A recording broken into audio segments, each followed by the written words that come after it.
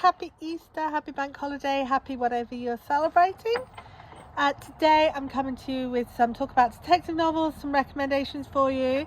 This is because Escape the Readathon, which I wasn't going to do. I wasn't going to do. I was going to take a break from readathons, but as soon as I saw the announcement video, I was like in the Discord being like, yeah, let's go. So I'm on the detective team. Escape the Readathon is a game which Lexi, I'll pop her link down below, plays every month on her channel, and then sometimes she invites other people in. And in this one we are on a cruise ship and we have to read various prompts to get out of rooms. The rooms turn into games, so you get surprise prompts through the month, and one lucky team gets out of the in this case cruise ship. It's been a haunted house and a carnival. It's so much fun, competitive team-based readathon. So again, I'm going to have to, just like I did with Realmathon, I'm going to have to pick books as I go, which actually really suits me because I'm going to be away for some time in May. So I'll probably be reading a lot of ebooks in May. But I am in Team Detectives, so I'm coming to you with some detective recommendations, and hopefully they'll be useful for you even if you're not doing the readathon. And I may or may not be rereading or reading some of these books throughout the readathon. I guess we'll just have to find out. So the number one prompt, and I absolutely knew I intended to film this video today. Completely didn't think about it when I was getting dressed. The first prompt is to get out of the dining room. We have to read words that match our outfit. I've kind of got this black, red, flowery thing going on, lots of yellows, and I found it really hard to pick a book. So I've got some Agatha Christie, Queen of Crime. This is an Hercule Poirot book. It's called Black Coffee. This was a novelisation of Christie's first play. So I've seen The Mousetrap twice, and it is amazing. It's wonderful. We wrote some brilliant plays, and this is a novelisation. This is Sir Claude Amory has created a powerful new explosive, and then the formula goes missing. So it's a really classic country house weekend, formula's gone missing, spying, detective, all that stuff. Absolutely many of the elements that make Christie fantastic, including her chemistry. She was a chemist before she was a writer, chemist and an archaeologist. So it's got all her best bits crammed into one quite a not so well-known package. So it's Black Coffee by Agatha Christie, and again I'll write down all the books below. The second is The Bar, and a genre blend, and I have The Intuitionist by Colson Whitehead. This is not so much a crime book, although it does feature detectives. It is a sci-fi weird book on the interaction between those, and it's about people who fix elevators. And my friend bought it for me because I kind of weirdly love elevators, and I'm sure I've told you this story again, but I'm so proud of it, I'm going to tell you again. My proudest moment was when I was in a lift in London, absolutely tipping down, terrible weather, crowded, everyone was grumpy, and I was heavily pregnant. And I turned to my husband and I said, if we have the baby on the lift, can we call it Otis? Everyone laughed. I got everyone smiling. It was brilliant. So anyway, I have these kind of feelings about lifts, and in this case The Intuitionist is a approach to lift maintenance and repair, and it's got this kind of weird mystical approach to lifts, and lifts are getting broken, and we have to kind of work out why and what's going on. Like, is it the theory behind lift maintenance that's going wrong, or is it the practice? And that's where the detective's coming in. And also our protagonist is the first black female lift engineer, elevator engineer, I suppose I should say. So it's got all that glass ceiling stuff. It's a brilliant book and I really love it. The next book is To the Theatre, a popcorn read. And I have one of my favourite detective series. This is now a complete detective series. I've got Cruel World by Monica Ferris. This is the first in a series. Ex-Marine or ex-Navy, I think, I can't remember, goes to visit her sister in the middle of her divorce and discovers that her sister, who owns a needlework shop called Cruel World, has been murdered, and our protagonist Betsy has to learn how to run a shop and work out who killed her sister, all in the middle of this, like her life being turned upside down. And they are such sweet books. The people are so lovely. The mysteries are just, to me, they're just the right amount of mysterious, and they're just really cozy and lovely. And each one comes with a needlework pattern at the back. So this one's got a horse, and the patterns are always relevant to the story as well. So yeah, I would highly recommend these books. I guess that's the point, isn't it? Now the next one is one that I actually haven't read. I got this off my TBR, and it is For the Pool, something with double letters. Now it's more like a pair of letters. So I've got Quiet as a Nun by Antonia Fraser, and you see the nun, there's like two nuns and two N's in nun and none else.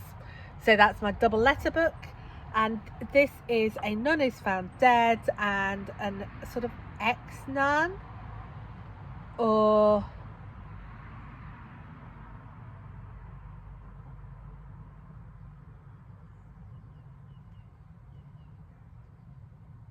it's either an ex-nun or an ex-schoolgirl is invited to return back and investigate the death of this nun who turns up dead, who is also an heiress to a large fortune. I think it's 60s based. Antonia Fraser also writes historical novels and novels for children, but I think this is a contemporary. I mean, it was written in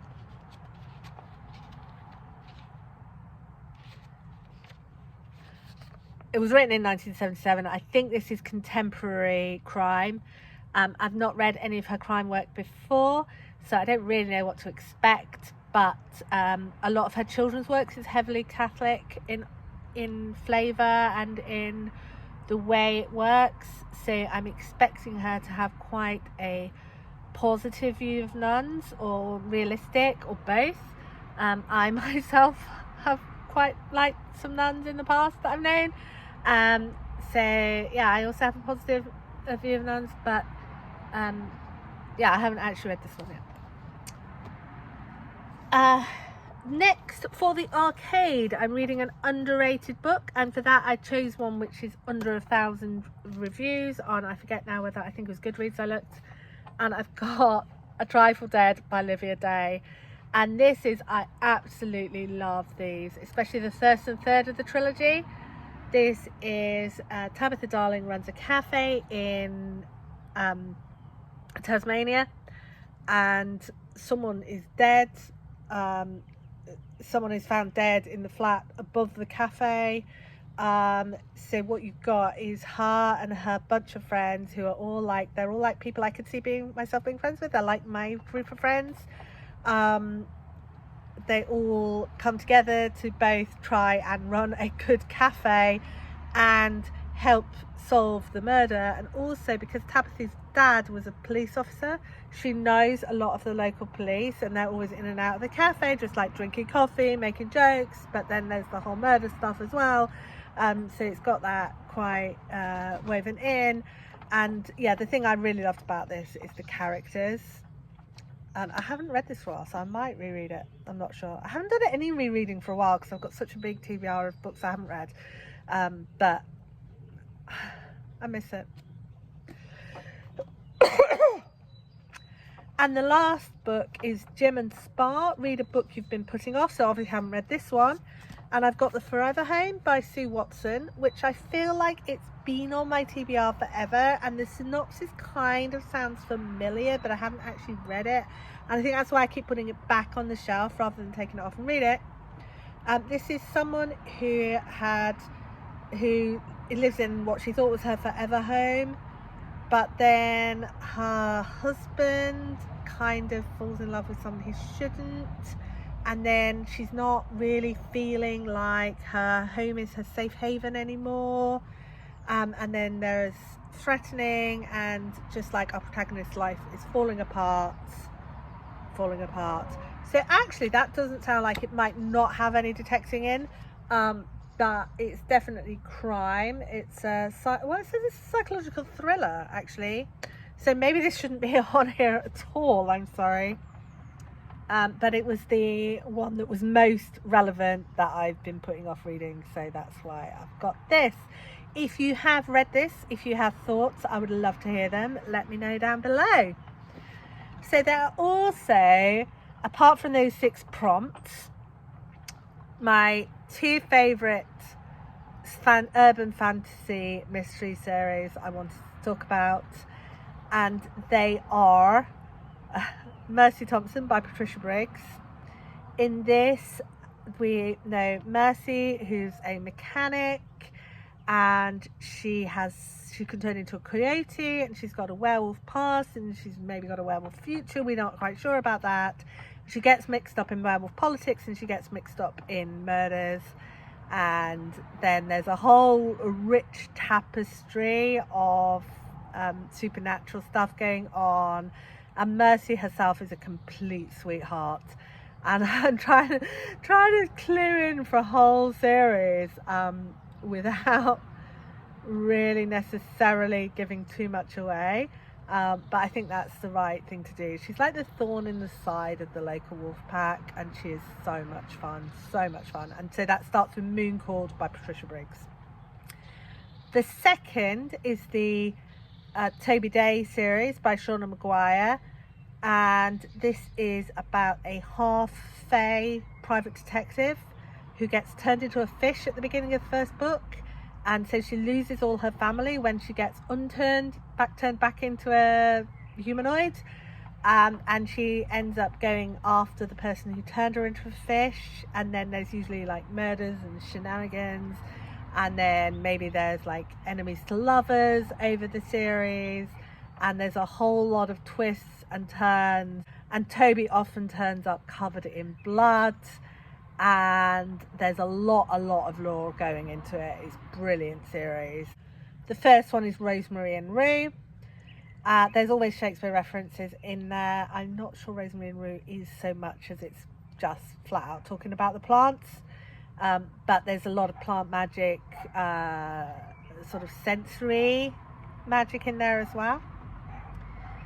So that's another one which I'd heartily recommend if you haven't managed to pick them up. Again, both the Patricia Briggs and the Seanan McGuire, I feel like they're super popular series.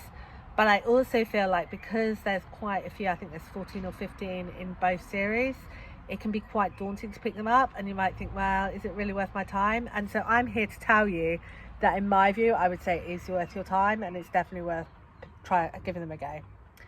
Okay, so what do you think? Are you going to be trying to escape the readathon this month? Did you like any of these books?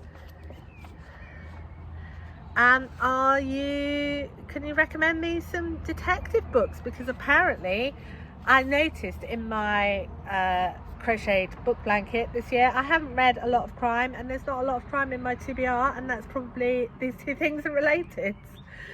Okay, I will see you soon. Bye.